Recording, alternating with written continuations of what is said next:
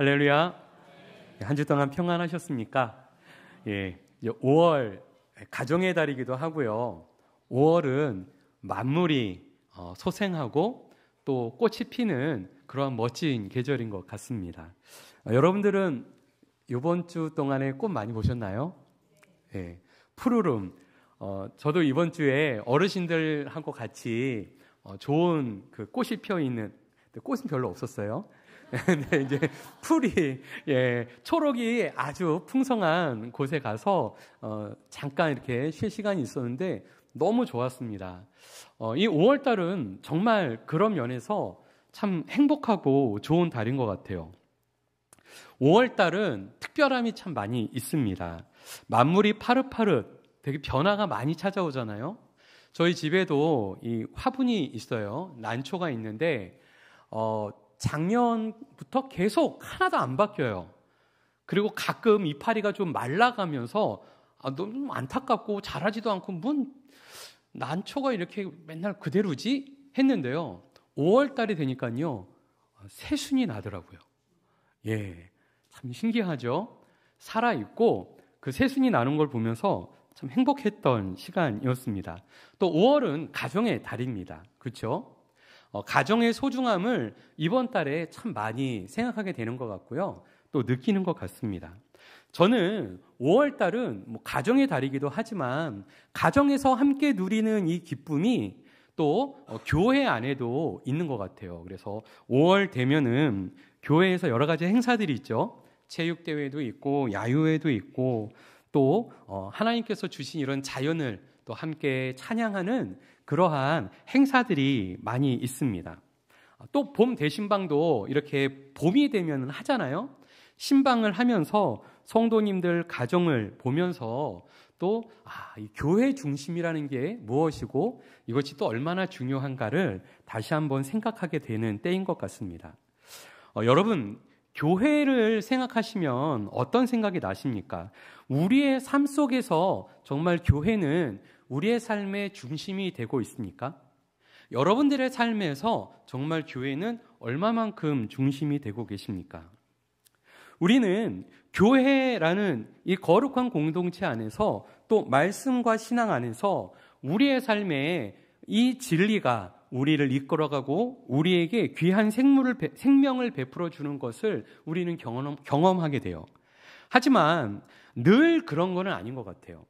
또 세상 가운데 있다 보면은 또 마음을 빼앗기기도 합니다.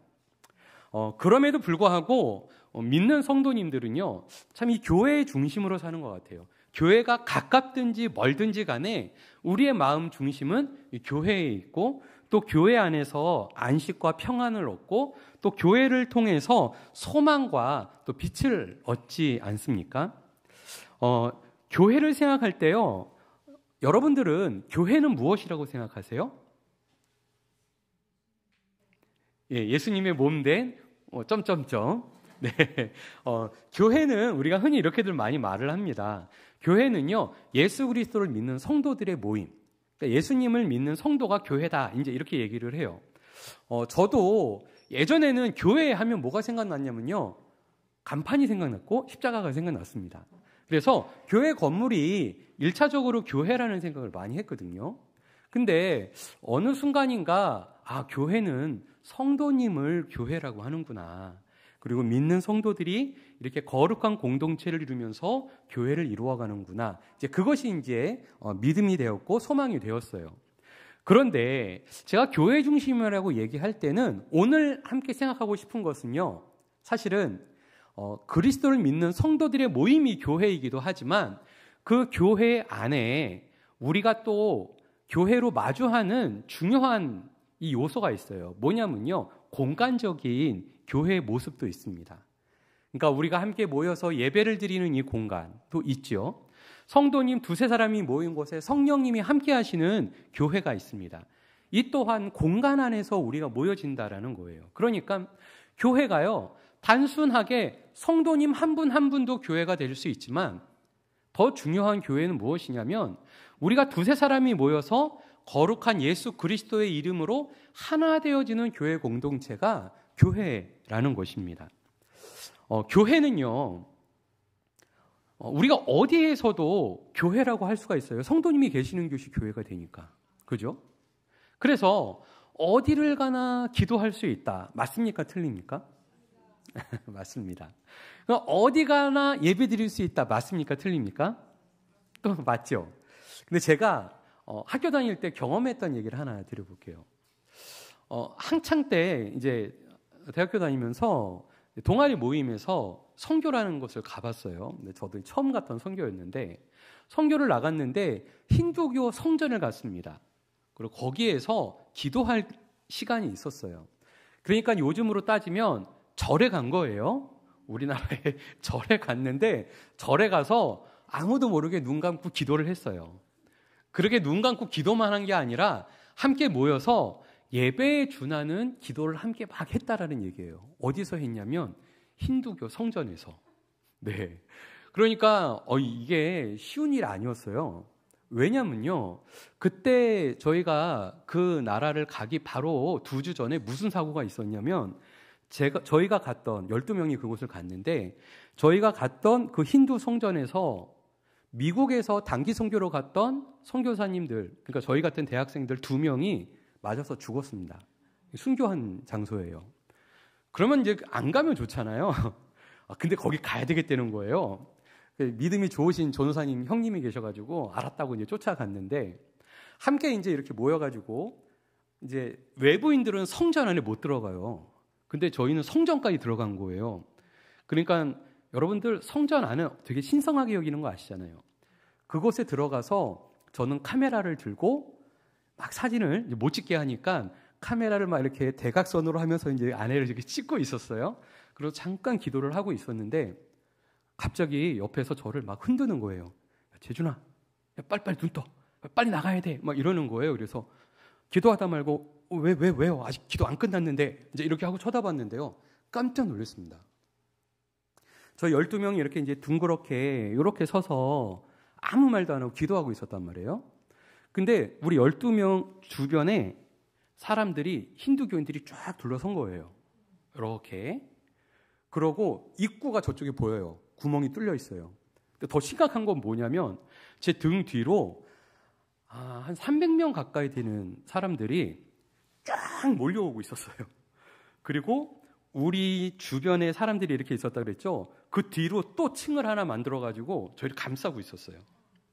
근데 너무 빨리 물이 이렇게 막 물을 밀려오듯이 사람들이 쫙 몰라서는데 저 구멍으로 이제 탈출해야 되는 거예요. 안 나가면 어떻게 되겠어요? 네, 잠깐 정신이 아찔하더라고요.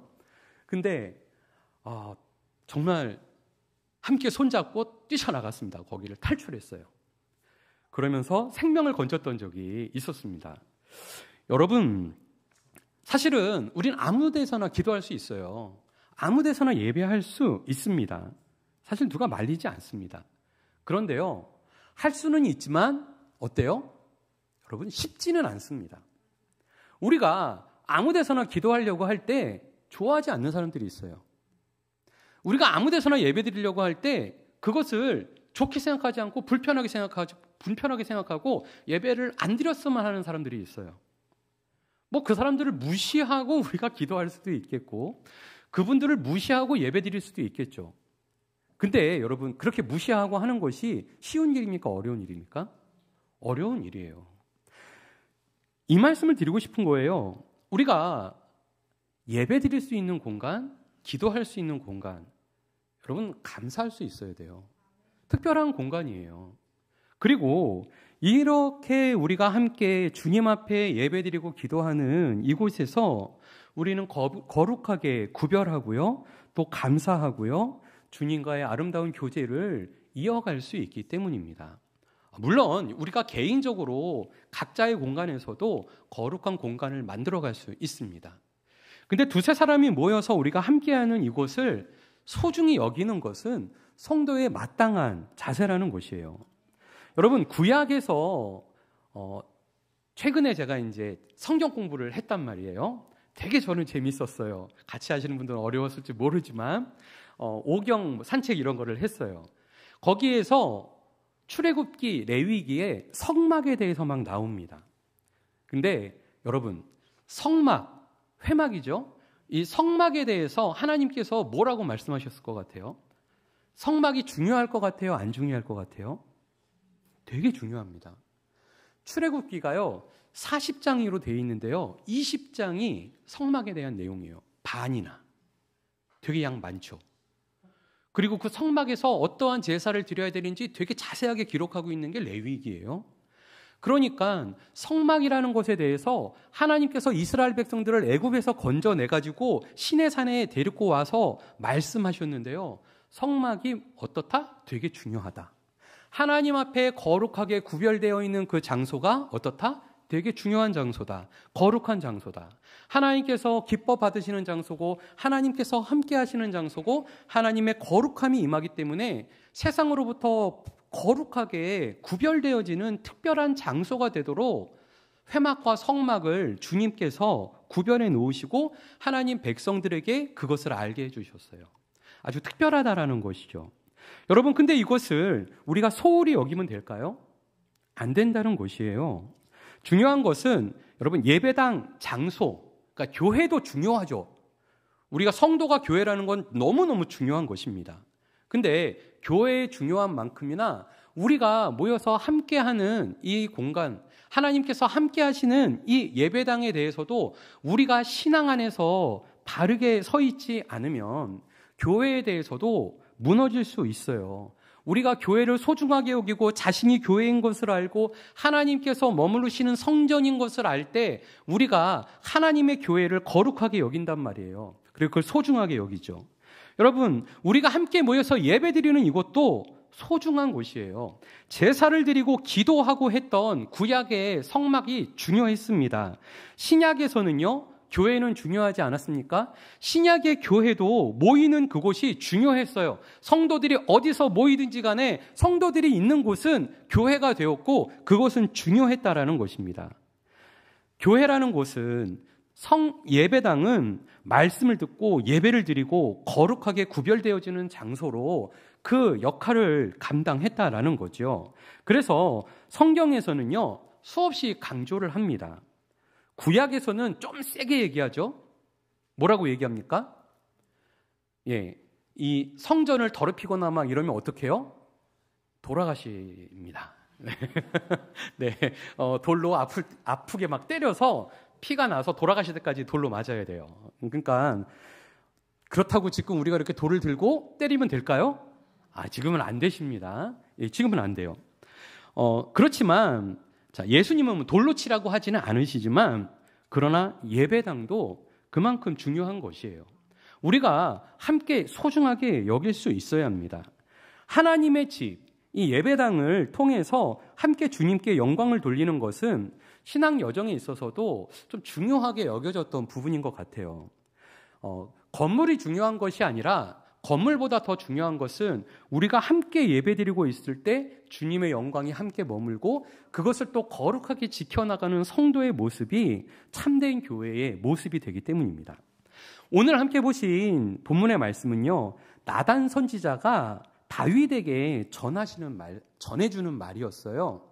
이 말씀을 통해서 하나님의 뜻을 좀 생각해 보고요, 좀 더 우리에게 허락해 주신 은혜를 좀 살펴보려고 합니다. 우리가 함께 읽지는 않았지만 1절로 2절의 말씀을 보면 이렇게 얘기해요. 여호와께서 주위의 모든 원수를 무찔렀어요. 하나님께서 다윗 왕을 함께 해주셔서 다윗 그 나라가 이렇게 원수를 무찌르는, 그래서 다윗 왕이 궁에서 평안하게 살게 해주셨어요. 그때에 다윗이 왕이죠. 어떤 생각을 했냐면 선지자 나단에게 이렇게 얘기합니다. 보아라, 나는 백향목 궁에 사는데 하나님의 궤는 휘장 가운데 있지 않냐 라고 이제 이야기를 하는 게 오늘 본문의 시작이었습니다. 그리고 6절 말씀인데요, 우리 6절 말씀을 한번 읽어볼까요? 함께 읽겠습니다. 시작. 내가 이스라엘 자손을 애굽에서 인도하여 내던 날부터 오늘까지 집에 살지 아니하고 장막과 성막 안에서 다녔나니. 7절입니다. 함께 있습니다. 시작. 이스라엘 자손과 더불어 다니는 모든 곳에서 이스라엘 어느 지파들 가운데 하나에게 너희가 어찌하여 나를 위하여 백향목 집을 건축하지 아니하였느냐고 말하였느냐. 예, 이 말씀은 뭐냐면요, 하나님께서 나단 선지자한테 다윗에게 보냈어요. 그리고 이제 이렇게 말하시는 거예요. 이 말 좀 전해라.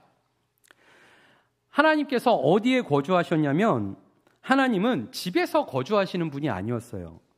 광야에서 성막, 회막에서 하나님께서 다니시면서 이스라엘 백성들을 만나셨다는 거예요. 그러면서 하나님이 이렇게 말씀하십니다. 내가 언제 누구에게 백향목 나무로 된 좋은 집에서 거주하고 싶다고 그것을 지으라고 명령한 적이 있니? 이렇게 이제 전하라고 얘기한 겁니다. 아니요, 하나님께서는 성전을 지어라 이렇게 말씀하신 적이 없었어요. 근데 다윗이 이제 하나님께서 돌봐주시고 나라가 견고해지고 세워지게 되니까 무슨 생각이 들어요? 하나님의 성막이 생각이 난 거예요. 그리고 그 성막을 생각하면서 나도 이렇게 백향목 궁에서 좋은 데 있는데 하나님 이 언약궤는 하나님이 계시는 곳은 지금 어떻게 있는 거야? 이래도 되는 거야? 하면서 마음에 부담이 있었던 거예요. 그 나단 선지자한테 그 얘기를 한 겁니다. 하나님이 그 말씀을 듣고 지금 기분이 좋으셨을까요? 나쁘셨을까요? 오늘 본문의 말씀은요, 그 내용이에요. 그러니까 어떻게 보면 야, 시키지 않는 거 다윗 너 왜 이런 거 해? 라고 얘기하시는 게 아니라 나는 시킨 적 없는데 다윗 너 지금 무슨 얘기한 거야? 하나님이 놀라신 거예요. 그리고 나단 선지자에게 너는 가서 다윗에게 이 말을 전해라 라고 한 겁니다. 그래서 8절로 9절의 말씀 좀 더 볼게요. 함께 8절 9절입니다. 내가 너를 데려다가 내 백성 이스라엘의 주권자로 삼고 9절입니다. 내가 너와 함께 있어 원수를 멸하였은즉 내 이름을 위대하게 만들어 주리라. 하나님께서 다윗 왕을 보면서 하나님께서 지금 마음이 어떠시냐면요, 이걸 해주고 싶다고 말씀하신 거예요. 무엇을요? 이 나라가 더욱 견고해지고 너의 이름을 위대하게 해주겠다. 이게 하나님께서 다윗에게 보내주신 응답이었습니다. 다윗이 뭘 했다고요? 다윗이 지금 성전을 졌습니까? 아니요. 다윗이 뭐 특별한 거 했습니까? 아니요. 아무것도 안 했어요, 아직. 근데 누구에게 얘기했어요? 나단 선지자한테. 나단 선지자한테 얘기하면 누가 들으실까? 하나님께서 들으실 거라 생각을 하고 다윗이 마음이 있어요. 그 마음을 나단 선지자한테 얘기한 거예요. 그랬더니 하나님께서 나단 선지자에게 하나님의 그 마음을 다윗에게 전해주신 거죠. 근데 하나님께서 어떻게 전해주셨어요? 내가 너를 이렇게 양을 치던 목자였는데 너를 데려다가 이스라엘의 주권자로 삼았어. 내가 너와 함께 있어서 원수를 다 멸해줬어. 이제는 내가 너의 이름을 위대하게 해줄게. 다 누가 하신 거예요? 다 하나님이 하신 거예요. 다 하나님이 하신 거예요. 근데 다윗에게 더 놀라운 이 약속을 주셨다는 거죠. 이 약속 안에는요, 이제 10절부터 12절까지 세 가지의 더 축복된 약속이 있는데요. 약속을 좀 살펴보도록 할게요. 먼저 10절을 좀 다시 한번 볼까요? 10절 말씀을 보면 이렇게 말씀합니다. 함께 읽어볼게요. 시작. 내가 또 내 백성 이스라엘을 위하여 한 곳을 정하여 그를 심고 그를 거주하게 하고 다시 옮기지 못하게 하며 악한 종류로 전과 같이 그들을 해하지 못하게 하며. 먼저는 뭐냐면요, 정착하게 해주겠다. 하나님께서 다윗에게 주신 말씀이 뭐냐면요, 정착하게 해주겠다고 말씀을 해요. 그러니까 거룩한 성전, 구별된 성전. 원래는 하나님의 그 언약궤가 어디에 있었어요?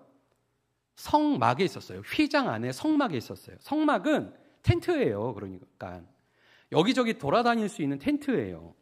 그러한 텐트였었는데 지금 하나님의 전을 사모하는 마음을 가졌더니 하나님께서 정착하게 해주겠다는 건 누구를 정착시키는 거예요?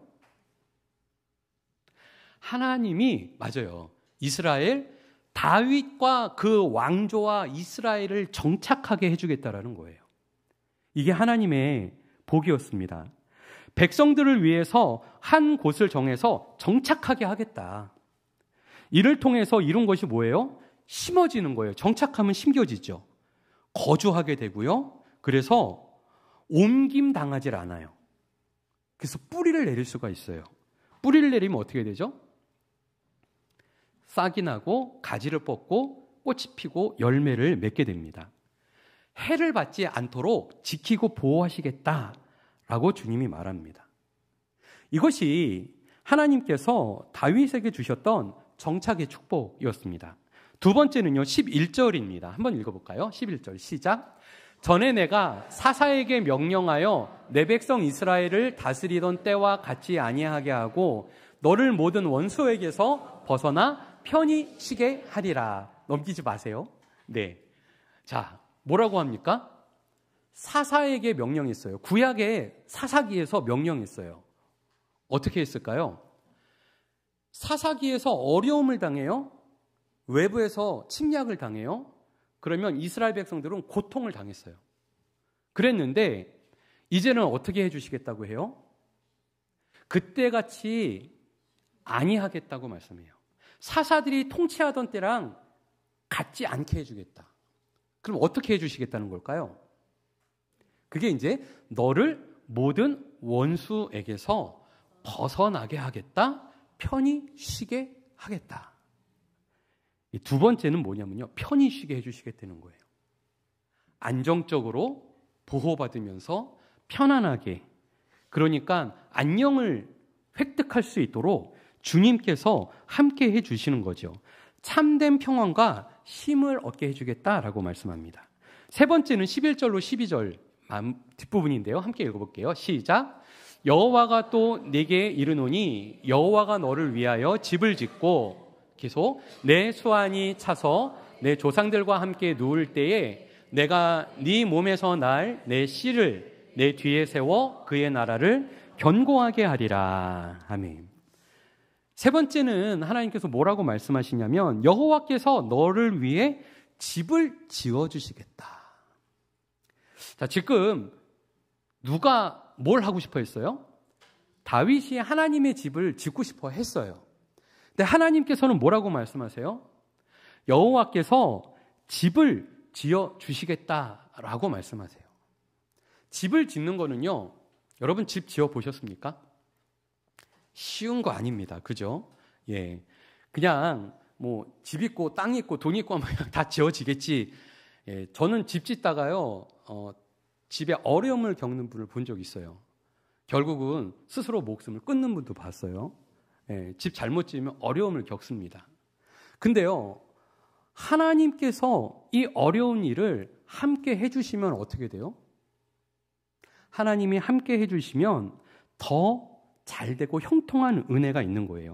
여호와께서 집을 짓는 것은 하나님께서 그 다윗 왕조 그 자손까지도 견고하게 세워주시는 하나님의 은혜를 이루게 해주시겠다라고 약속하신 거였습니다.